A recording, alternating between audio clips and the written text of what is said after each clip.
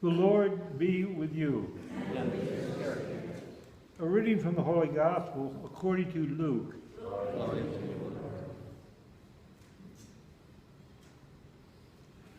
Jesus saw a collector named Levi sitting at the customs post. He said to him, "Follow me." And leaving everything behind, he got up and followed him. Then Levi gave a great banquet for him in his house, and a large crowd of tax collectors and others were at table with them. The Pharisees and the scribes complained to his disciples, saying, "Why do you eat and drink with tax collectors and sinners?"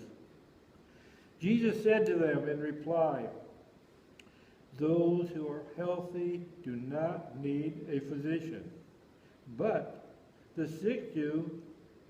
I have come not to call to righteous, but to repentance, but sinners." The Gospel of the Lord. Praise to you, Lord Jesus Christ.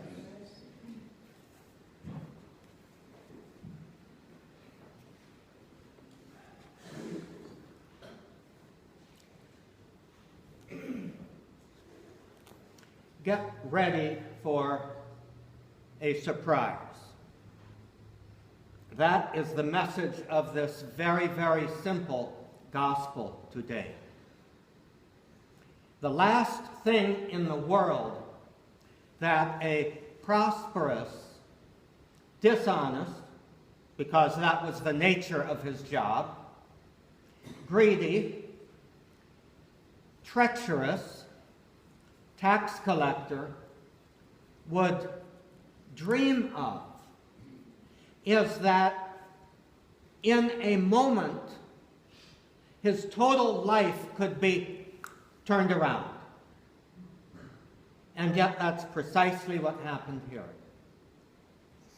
It seems like Levi is another name for Matthew. People went by all kinds of different names in those days. Names and nicknames, so that shouldn't surprise us.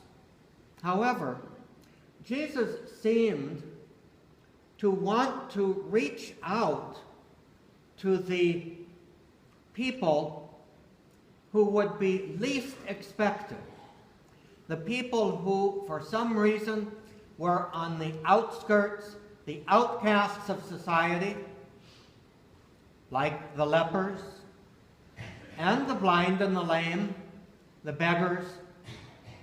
And on the other hand, he reached out to the people who, in everybody's mind, were locked in sin and could not escape. And as far as the proper people, the good people of that day were concerned, that was just fine. Let them stay there and rot, if you will. That, of course, was the tax collectors, the prostitutes, and Samaritans. They were the particular people that everybody knew God did not favor them. God did not like them. Why? How did they know that God didn't like them? Well, of course. I'm right before God, and I don't like them. Therefore, God doesn't like them. And that's been a temptation of good people throughout all of history, perhaps down to our own day. We may want to think for a moment about whether we ourselves, by dividing everybody according to our own standards of what's good and bad, and kind of wanting to ignore or put out of our consciousness those that we consider bad and concentrate only on those who are agreeable, we may want to ask ourselves, am I blocking God's work and God's call? Maybe God is calling me to be a little bit nicer to that person.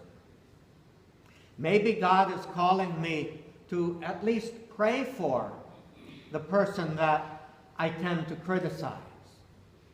And maybe to withhold my tongue a little bit and try to ask the Lord at least to give me positive thoughts rather than negative thoughts. Each one of us can do a little bit like Levi, to let God's grace in and God's grace touch us, and perhaps through us to touch others. Levi became one of the apostles, sent forth to give freely what he had received.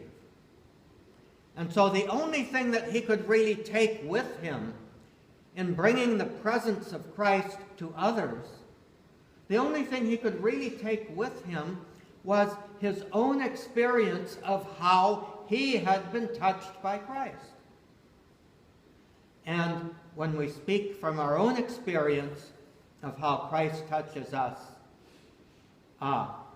there is power.